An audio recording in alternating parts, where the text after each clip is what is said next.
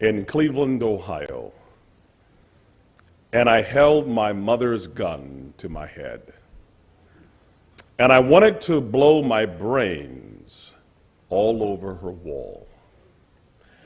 You must stop to ask the question, why would a 10-year-old boy want to die? That's a time of dreaming to be Superman or a hero of some type. But my life was so dark and so full of despair that I wanted to die. My family is immigrants. My grandmother is from Germany, a little town called Bernkastel-Kues. She's tall and thin and pale, so we called her French fry. My grandfather is from Cuba, big, burly, dark man, and so we called him Hamburger. Hamburger met French fry and created a happy meal. And they had 7 lovely McNuggets.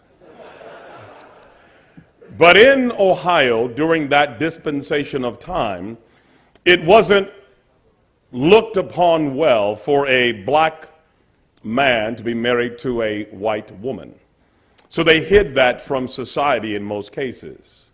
My grandfather had a flaw. He liked to drink overproof Cuban rum from the old country, and every now and again he would boldly take his wife out, and this one particular day another man that was also inebriated saw my grandfather with this white woman, and he asked my grandmother the question, and he said, "Why would you be a nigger lover?" And my grandfather, who worked in the sugarcane fields, was full of rage and rum, and took his right hand the size of my thigh and hit the man in the jaw and broke his neck. He was convicted and sent to the worst prison in Ohio, Mansfield Reformatory, where he was locked in his cell 23 hours a day. My grandmother, being a German and having tremendous work ethic and pride, began to work cleaning people's houses because when they discovered she was married to this black convict, it hit the newspaper and she lost her job. But she had tremendous value and she worked cleaning people's homes, but then she would have fainting spells and blackout spells. They discovered she had cancer behind her right eye that was metastasizing to her brain. And the doctors told her, "Eleanor, we must take out your eye and a third of your face, and you will never be able to function normally in society again." My friends, we ask, what do you do when the American dream becomes a nightmare? My grandmother was disabled, she could no longer work, and my family lost everything, lost the home that they had purchased, and the car, and their clothing and furniture, and began to live from place to place when the rent became due.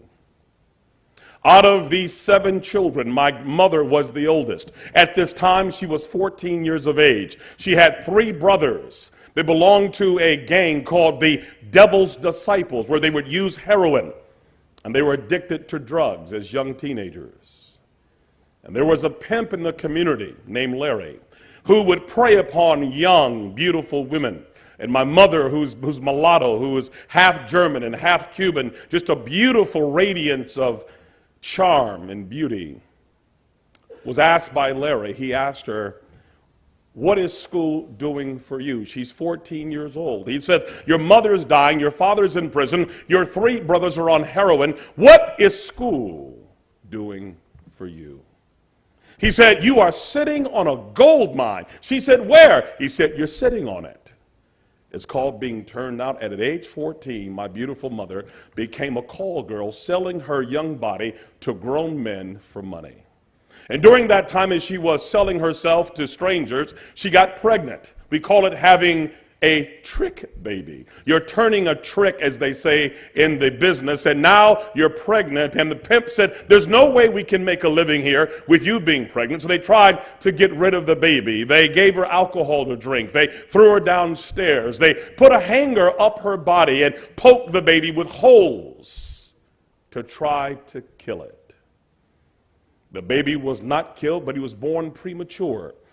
with no pancreas, ear, nose, and throat not connected properly, lungs underdeveloped, a learning disability, a bladder too small, basically a trick baby that nobody wanted. And that trick baby was me. I was born to a prostitute when she was 16. I could not read very well. I had no pancreas, had a learning disability, and was a severe stutterer. To make matters worse, my mother had a madam who ran her prostitution house who hated men, and she would babysit me when my mom went out to do her business, and she would take a broomstick and put it into a boy's body where it should not go. She would rape me with vicious vitriol. And when you are raped and abused as a young child, there are 4 rules. Don't talk, don't trust, don't feel, and pretend nothing is happening. So by age 10, I'd had enough. I've been raped repeatedly, shot at. My mother is being beaten by Johns. My uncles are shooting up heroin before me. My grandmother is dying, and my grandfather is in prison, and my father's nowhere around. I heard God was love. I said he missed our house. We were a family of atheists. There was no Bible. There was no prayer. There was no church. There was nothing but despair and death and disease and hate. And there I was trying to blow my brains out, but my mom's gun had a safety, and I couldn't use it. And the next day I go to school, wetting the bed. I can't control my bladder. It's too small, and I can't talk. So what do? They put me in a boiler room where I would finger paint all day. And there was a teacher. Her name was Mrs. Spears, Christian woman who had a Gideon Bible. And she would volunteer to work with the least of these. She saw her school as a mission field, and she came to see me, and she brought me a Bible that I had never seen before in my entire life and dare not read, and read me Jeremiah 29:11. And God says, I know the plans I have for you, to prosper you and not to harm you, and offer you a hope and a future. She became my speech pathologist and made me read the Bible every day, not knowing that she could get fired, that I didn't know. She risked her job. She risked her security to share the word of God, that someone gave her Gideon Bible, and she gave it to me. And I read it, and had the audacity to believe when it says that I can do all things through Christ who strengthens me. If God be for me, who can be against me? Things that seem impossible with men are possible with God. How can a young man keep his way clean? By taking heed according to thy word. Thy word have I hid in my heart, that I may not sin against thee. She led me to Christ. I went home, and I began to preach the word as a young boy to my parents and family and friends, and began to have meetings on the porch with the same Gideon Bible, and began to share the word with my mother, and became a pastor. And Mrs. Spears was there when I baptized my mother and baptized my grandmother, and one by one the prostitutes became businessmen and businesswomen and evangelists and missionaries. Now we have halfway houses, and now the same boy who could not speak and wet the bed and was abused and raped because of one Gideon Bible and one faithful teacher now oversees 25 churches around the world, have served 3 U.S. presidents, wrote 5 best-selling books. And I will tell you, yes, I was born a trick baby, but the trick was on the devil, because somebody gave me the word of God.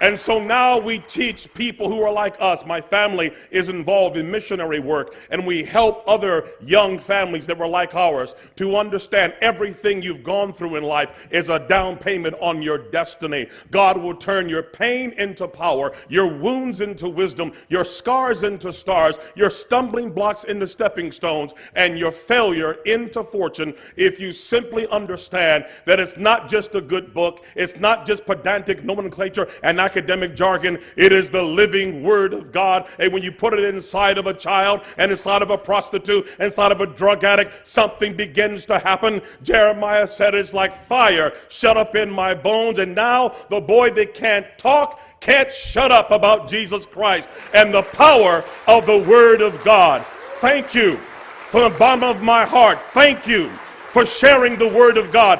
Thank you for caring enough to understand the power that this word can produce. You don't just change one life, you change generation after generation after generation. At 10, I had the gun in my head. At 10, my son was on Air Force One with President Bush taking the word of God to Africa. Gideons, God bless you.